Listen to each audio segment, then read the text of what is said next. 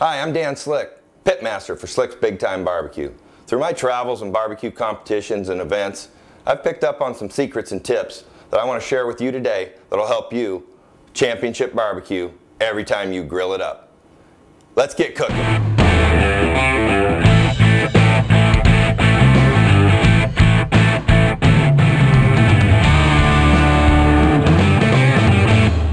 All right, we're going to show you today how we do our Texas style whiskey barbecue sauce Tri Tip. Tri Tip's one of my favorite cuts of meat. I like it a lot better than a brisket. It's leaner, it's got a lot more flavor. It's almost in between a brisket and a steak, a nice steak. And I don't believe you have to leave the fat on. Just like we take fat off of our pork shoulders, I trim the fat cap off of the Tri Tip and cook it just with our Slick's Big Time beef rub.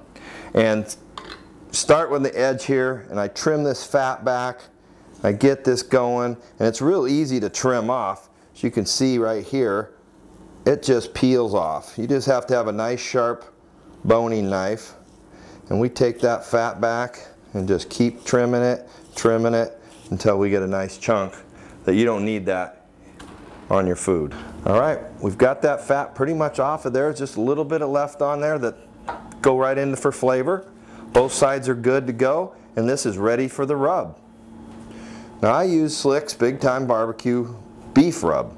We get a nice liberal Slick's Big Time Barbecue beef rub into the meat.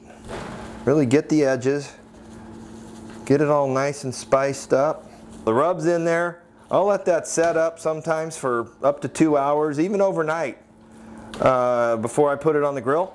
And then this is going to cook for about an hour and a half, hour and 45, and we're going to finish it off with our Snake River Stampede whiskey barbecue sauce. Okay, it's been about an hour and a half for these Tri Tips. We're going to put a little glaze on them. Got our whiskey barbecue sauce, Snake River Stampede style. We just drizzle a little bit on there. I like to use a paintbrush. Just paint it right on. Get a good nice soak on it. Hit the edges, hit the sides. Get both of these covered. A little paint. Don't be afraid to splatter some barbecue sauce. It is barbecue. And we'll be back about 10-15 minutes. In about 10 minutes, these things are starting to come up to temperature. We'll flip them over. Give another quick glaze to them. Snake River Stampede whiskey barbecue sauce glaze. Nothing better on beef. Get both of these nice and good. We got the edges. You want to hit it. Every bite getting some of that sauce. All right, these are now come to temp. We're ready to pull these off. Like to let them rest for about 10 minutes before we cut. Anytime you use beef, you definitely want to let that rest. I like to throw one more last little bit of glaze on my top side here.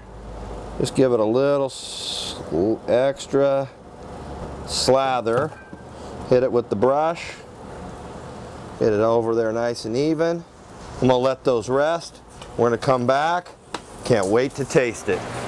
Okay, our Tri Tip's ready to cut. We've let it rest for about 10 minutes. Very important for beef to let it rest so the juices stay in there and don't flow out every time you make the first cut.